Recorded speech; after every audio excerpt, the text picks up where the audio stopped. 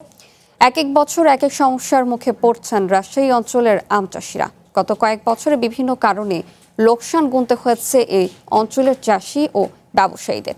এবছর মৌসুমের শুরুতে গাছে গাছে মুকুলের সমারোহ দেখে চাষিরা আশায় বুক বাঁধলেও মাঝপথে ব্যাপক হারে গুটি ঝরে গেছে। ফলে এবছর আমের উৎপাদন কম হওয়ার আশঙ্কা তৈরি হয়েছে।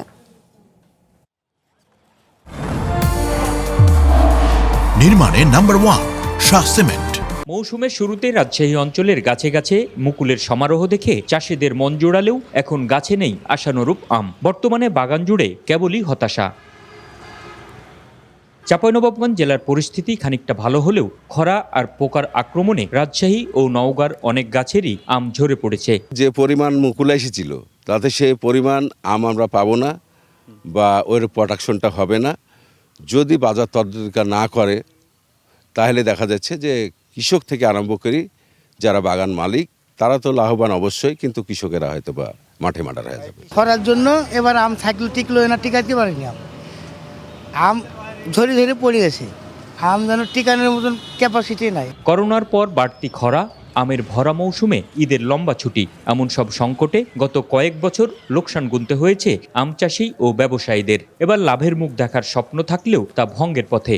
ভালো দাম পাওয়া নিয়েও রয়েছে অনিশ্চয়তা। আম যদি বাজারে 2000 বা 2500 টাকা মন যায় তাহলে হয়তো লোকসানটা উঠবে, নাহলে লস হবে। আশাবাদী আমরা থাকি, আবার অনেক গ্রোস থাকে যে আম মনে হয় এবার ভালো টাকা পাওয়া যাবে, কিন্তু যখন হাটে নিয়ে যায় তখন দাম পায় না।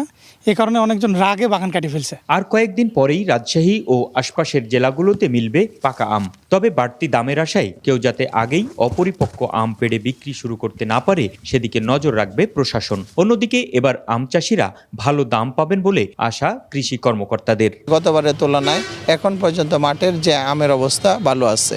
ইমেচিওর আম যাতে না হারভেস্ট করে আমরা একটা টাইম আমের হারভেস্ট করার জন্য একটা শিডিউল করে দিব। সেই শিডিউল অনুযায়ী যাতে আমের হারভেস্ট করে এবং যাতে কৃষকরা যাতে বাজার মূল্যটা পায় এবং ন্যায্য মূল্য যাতে পায়। বাজারে যদি দাম পড়েও যায়, কৃষকরা যাতে নিজস্ব প্রক্রিয়ার মধ্যে দিয়ে তারা সংরক্ষণের ব্যবস্থা করতে পারে। যেমন আমরা যদি আমসত্ব তৈরি করতে পারি, অথবা চিপস বানাতে পারি, অথবা জ্যাম বানাতে পারি, জেলি বানাইতে পারি, এগুলো নিয়ে আমরা কাজ করছি। কৃষি বিভাগের তথ্য মতে চলতি মৌসুমে রাজশাহী অঞ্চলে 99,000 হেক্টর জমিতে রয়েছে আম গাছ। এ থেকে প্রায় 12 লাখ মেট্রিক টন আম উৎপাদনের সম্ভাবনা রয়েছে, যার বাজার মূল্য প্রায় 6,500 কোটি টাকা। মুকুল আসার আগে থেকেই শুরু হয় আম গাছের পরিচর্যা। কখনো পানি দেওয়া, কখনো কীটনাশক ছেটানো, এসব নিয়েই ব্যস্ত থাকেন আম চাষিরা। এবছর যথাযথ পরিচর্যার পরেও রাজশাহী অঞ্চলের অনেক গাছেই আম নেই, আর এতে হতাশা আম বাগানীদের। তবে এখন পর্যন্ত গাছগুলোতে যেই পরিমাণ আম আছে, ভরা মৌসুমে যদি ঠিকভাবে দাম পাওয়া যায়, ভালো দাম পেলে অনেক আম বাগানির মুখেই হাসি ফুটবে, এমনটাই মনে করছেন এখানকার আম চাষিরা। Ahsan Habib Apu, one news, Rajshahi.